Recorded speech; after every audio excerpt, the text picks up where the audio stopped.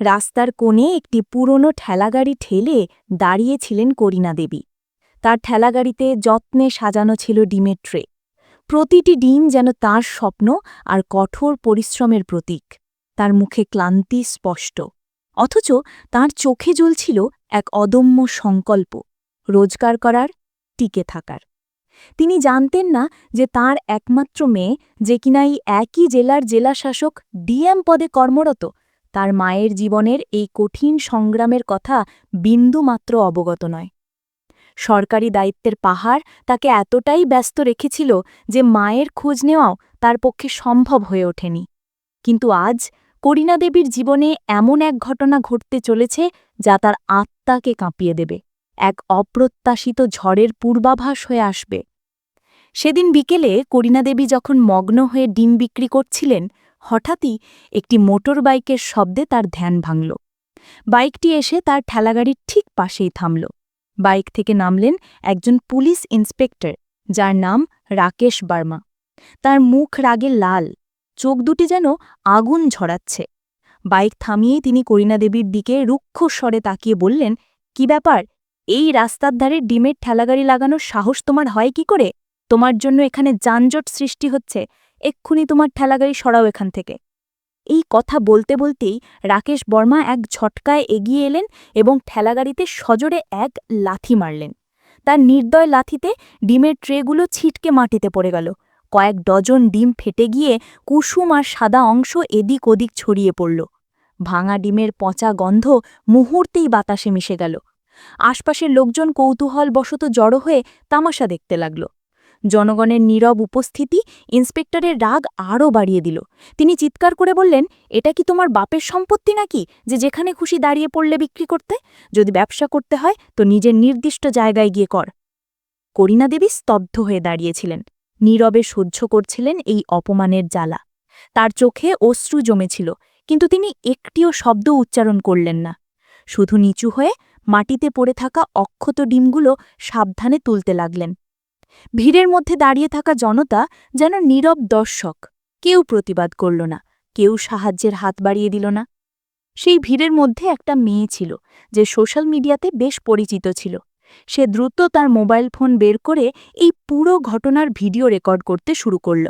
Inspector Rakesh ক্রমাগত করিনা দেবীকে বকাঝকা, অপমান করে যাচ্ছিলেন, আর জনতা কেবল হাসছিল আর দেখছিল।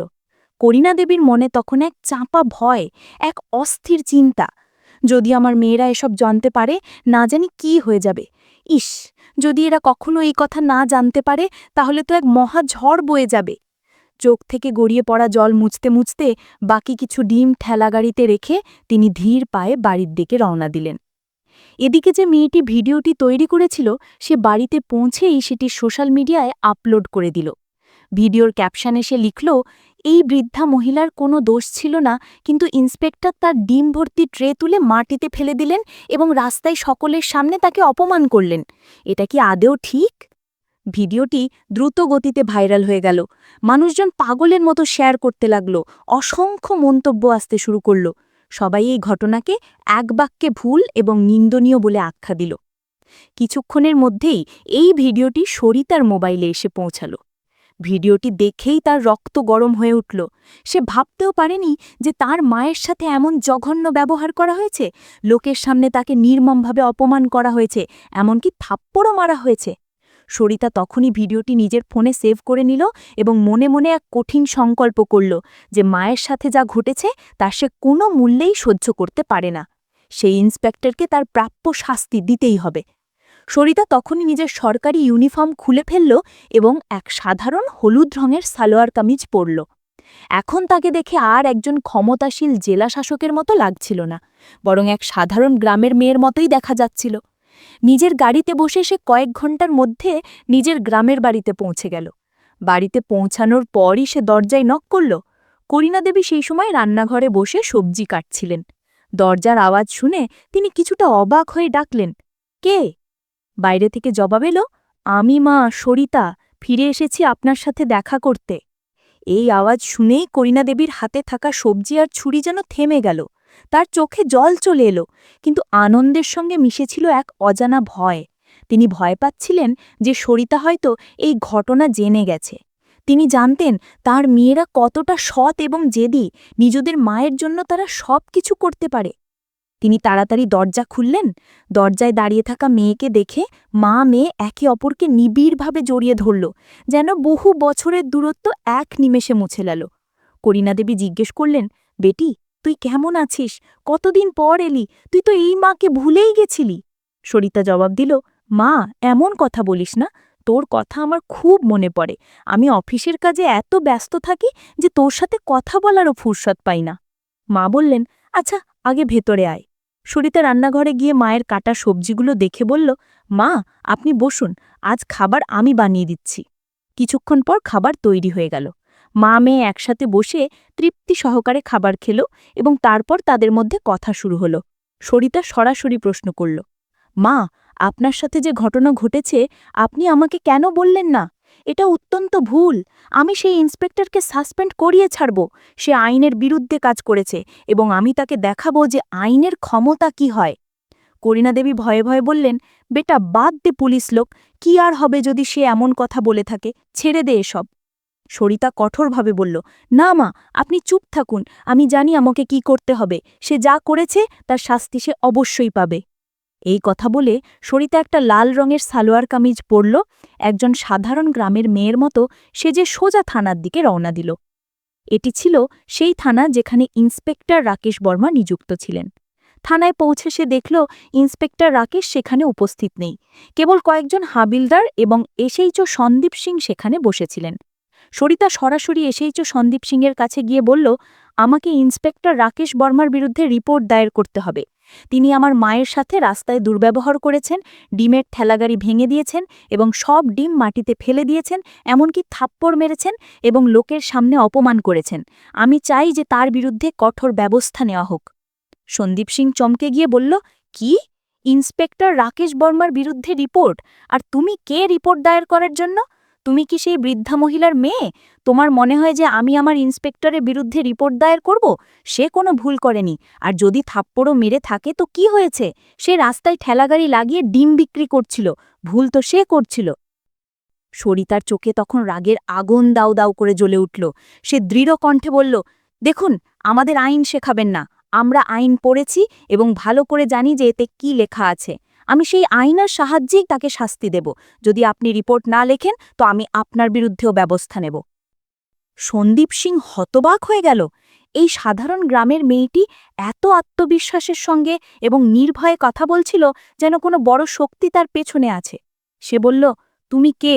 আর তোমার এত সাহস যে আমাদের সাসপেন্ড করাবে? আমরা চাইলে এখনই তোমাকে ভিতরে ঢুকিয়ে দিতে পারি। সরিতা তার চোখের দিকে সরাসরি তাকিয়ে কোনো জবাব দিল না, শুধু হালকা হাসির সাথে চেয়ারে বসে রইল। কিন্তু তার নীরবতা পরিবেশকে আরও ভারী করে তুলল। ইন্সপেক্টর ভাবল, এই মেয়েটি ভয় পাচ্ছে না কেন? সে আবার গর্জন করে উঠল, চুপ কেন? জবাব দাও। সরিতা শান্ত কিন্তু ঠান্ডা গলায় বলল, সময় এলেই সব জানা যাবে, এবং যখন জানা যাবে তখন ক্ষমা চাওয়ারও সুযোগ পাবে না। তার চোখে দৃঢ়তা দেখে ইন্সপেক্টর এক মুহূর্তের জন্য হতবাক হয়ে গেল, কিন্তু নিজের অহংকার বজায় রাখার জন্য হাসি উড়িয়ে বলল, আরে বড় ফিল্মি ডায়ালগ, আরও বেরো এখান থেকে। এই কথা চলছিল তখনই ইন্সপেক্টর রাকেশ বর্মা ভেতরে এলেন এবং মেয়েটিকে দেখে হালকা হাসির সাথে জিজ্ঞেস করলেন, কি ব্যাপার? কি করতে এসেছ? সে সরাসরি সরিতার সামনে দাঁড়াল। সরিতার মনে তখন রাগের ঝড় বইছিল। যদি সে আইনের সম্মান না করত তাহলে সেই মুহূর্তে তাকে চড় মারত, কিন্তু সে আইনের রক্ষক ছিল এবং নিজের পরিচয় গোপন করে এসেছিল। তাই শুধু বলল, মনে রেখো, আমি তোমাকে সাসপেন্ড করিয়ে ছাড়ব। আইনে থাকার কোনো অধিকার তোমার নেই। আমার কথা তোমার জন্য খুব ভারী পড়বে। এই কথা শুনে ইন্সপেক্টর রাকেশ রাগে অগ্নিশর্মা হয়ে উঠল এবং সরিতাকে এক থাপ্পড় মেরে বলল, শেষ পর্যন্ত তুই কি আমাকে সাসপেন্ড করার জন্য? এই কথা বলে তাকে ধাক্কা দিয়ে থানা থেকে বের করে দিল। এই সব দেখে ভেতরে দাঁড়িয়ে থাকা সব সিপাহী সরিতাকে দেখে হাসতে লাগল এবং বলল, বড় এসেছিল ডিম বিক্রেতা ভিখারিনীর মেয়ে ইন্সপেক্টরকে সাসপেন্ড করতে।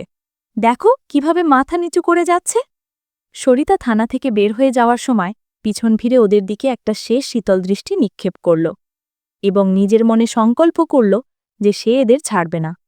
পরে সকালে দৃশ্য পুরো শহরের জন্য এক বিস্ময়কর চমক বয়ে আনল। সূর্যের প্রথম কিরণের সাথে সাথে শহরের রাস্তায় সাইরেনের তীক্ষ্ণ শব্দ ছড়িয়ে পড়ল। দুটি সাদা পুলিশ জিপ দ্রুত গতিতে রাস্তা পরিষ্কার করতে করতে এগিয়ে চলল, যেন কোনো গুরুত্বপূর্ণ আগমনের বার্তা বহন করছে। তাদের ঠিক পেছনেই ধীর গতিতে আসছিল কালো কাচের রাজকীয় ডিএমের গাড়ি। তার চকচকে বডি সূর্যের আলোয় ঝলসে উঠছিল। আর ডিএমের গাড়ির ঠিক পেছনেই নিরাপত্তার চাদরে মোড়া আরও দুটি পুলিশ গাড়ি ছিল। যখন এই পুরো কনভয়টি থানার প্রধান দরজায় এসে থামল, গাড়ির দরজাগুলি যেন একসাথে খুলে গেল। ডিএম সরিতা পুরো মর্যাদা সহকারে চকচকে বেইজ রঙের অফিসিয়াল ইউনিফর্ম পরে টুপি মাথায় ঠিক করে গাড়ি থেকে নামলেন। তার সাথে ছিলেন বড় বড় পুলিশ অফিসাররা, যারা দুপাশে নিচু হয়ে দাঁড়িয়ে পড়লেন। থানার বারান্দায় দাঁড়িয়ে সেই সিপাহীরা, যারা গতকাল পর্যন্ত তাকে নিয়ে হাসাহাসি করছিল, এখন এই দৃশ্য দেখে যেন পাথরের মূর্তি হয়ে গেল। তাদের পায়ের তলা থেকে মাটি সরে গেল, চোখ বড় বড় হয়ে গেল এবং ঠোঁট শুকিয়ে একদম চুপ হয়ে গেল। আর ইন্সপেক্টর রাকেশ নিজের ডেস্কে বসে কিছু ফাইল দেখছিল এবং এসএইচও সন্দীপ সিং তার পাশে দাঁড়িয়েছিল। তাদের বিন্দুমাত্র ধারণা ছিল না যে আজ তাদের দুজনের সবচেয়ে খারাপ দিন আসতে চলেছে। সরিতা কাউকে কিচ্ছু না দেখে সোজা, অত্যন্ত সংযত ও হিসেবি চালে থানার ভেতরে প্রবেশ করল। তার ইউনিফর্মের উজ্জ্বলতা এবং চারপাশে হঠাৎ নেমে আসা নিস্তব্ধতা ছিল চোখে পড়ার মতো। সরিতার মুখে এক কঠিন দৃঢ়তা ছিল, যা বলে দিচ্ছিল যে আজ এখানে কিছু বড় ঘটতে চলেছে। সরিতার দৃষ্টি সরাসরি রাকেশের ওপর পড়ল। রাকেশ তাকে দেখে থমকে দাঁড়িয়ে পড়ল। মুখের রং উড়ে গেছে। তার মাথায় যেন গতকালের ঘটনা আবার ঘুরে ফিরল। সেই মেয়েটি, যাকে সে এই থানা থেকে ধাক্কা দিয়ে বের করে দিয়েছিল, অপমান করেছিল, আজ সেই মেয়েটি এই থানায় ডিএম হয়ে দাঁড়িয়ে আছে। রাকেশের পাশে দাঁড়ানো এসএইচও সন্দীপ সিংও হতবাক হয়ে গেল। তার চোখেও ভয় স্পষ্ট দেখা যাচ্ছিল, যেন শরীর থেকে সমস্ত রক্ত নেমে গেছে। সরিতা ঠান্ডা কিন্তু অত্যন্ত কঠোর গলায় বলল, কি হলো? মুখের রং কেন উড়ে গেছে?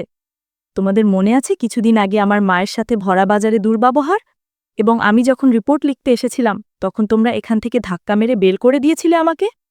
আজ সেই দরজা দিয়েই ফিরে এসেছি। পার্থক্য শুধু এতটুকু যে এখন আমি এই থানায় ডিএমের ইউনিফর্মে এসেছি, এবং গতকাল আমি সাধারণ পোশাকে এসেছিলাম। রাকেশ বর্মা এবং সন্দীপ সিংয়ের কাছে কোনো জবাব ছিল না। তারা শুধু নিচের দিকে তাকাচ্ছিল, তাদের মাথা লজ্জায় এবং ভয়ে নিচু হয়ে গিয়েছিল। সরিতা বলল, আপনি একজন পুলিশ অফিসারের মর্যাদা ক্ষুণ্ণ করেছেন।